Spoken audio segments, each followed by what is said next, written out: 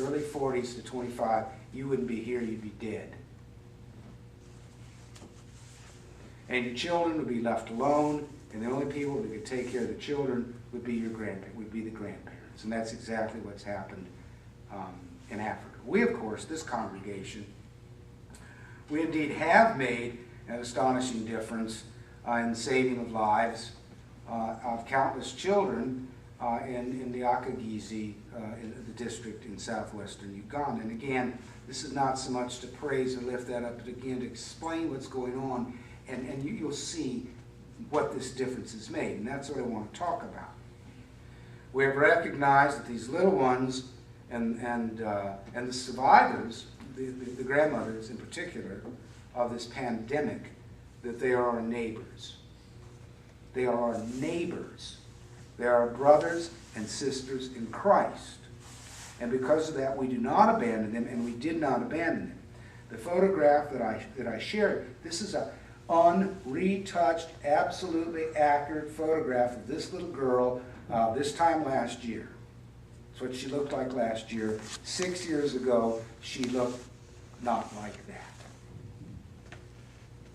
No magic that that's exactly a true story of what I shared with you.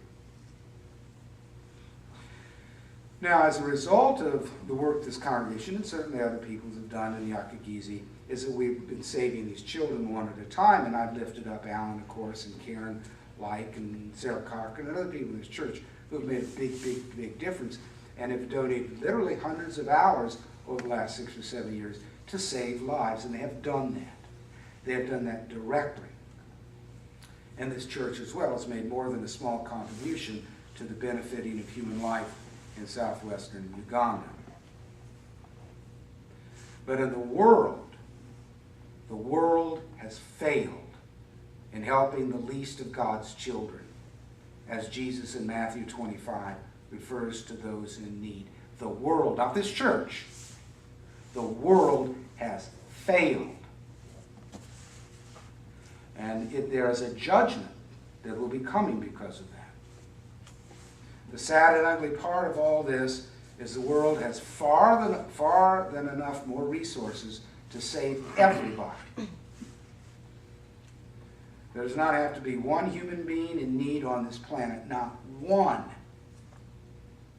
Now, give me an example. Take our small congregation and the wonderful impact it had and it continues to have in Uganda. Again, I did some research and I discovered by our gifts to the Aka, we have literally, not philosophically, not poetically, but literally, historically, tangibly,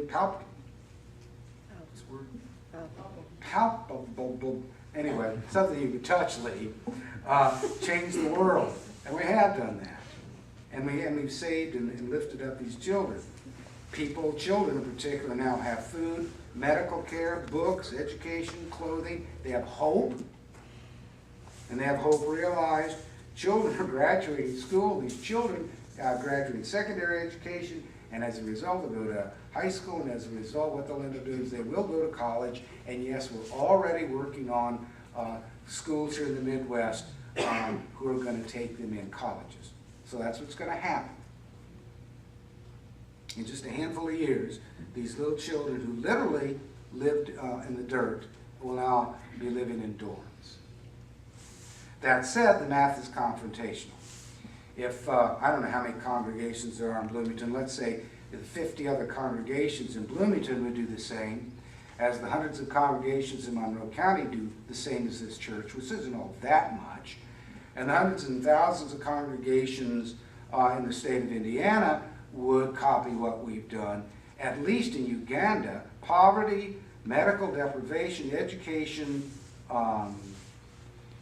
and the scourge of HIV and AIDS virus would be eliminated forever.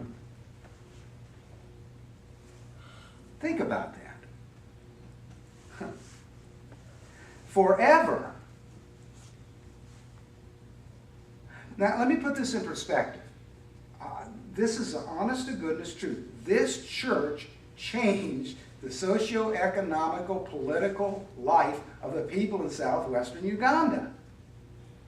250,000 people have been changed because of this church. One church, 100 people. So when people say to me, "Oh, I can't do anything," I go, "Well, you're crazy. Look what you've already accomplished." And Jesus is smiling on this congregation.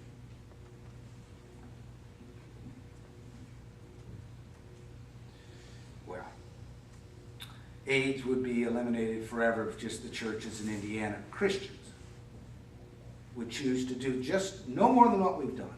It'd be gone in Uganda forever. And it would be done so with little tiny personal sacrifices. And that's how easy it is to do. Now, aside from Brenda and my personal tithe that we give to the church, and which I've said before for a variety of reasons, anybody's welcome to talk to Reverend Lorimer and ask him how much do they give, and then you can compare how much you make compared to what we give, and you can match it. But you're welcome to ask Bob what we give, so I don't do it, we don't do any secrets around here regarding that. But Brenda and I also give $500 a year through this church for a child in Nyaka to receive a secondary education, okay? We give our own giving, and then through the church we give another $500, and it comes out, are you ready for this, Heidi? A whopping, this is what it costs us. Are you ready? It cost us a whopping 73 cents a day to send a child to secondary education. That's the sacrifice. I know, it's a hard one that Britt and I have to make. 73 cents a day. So that this little girl can go to high school, and when she'll graduate, then she'll get to go to college. It costs $500 to send a kid to get a secondary education in Uganda. And all the kids that we've supported, let's see, I don't know how many, so 50 or something like this, I don't know what it is so far. 90% of them are A students for $500. Isn't that something? Isn't that something? It's a sacrifice, I know, or a whopping 75 cents a day.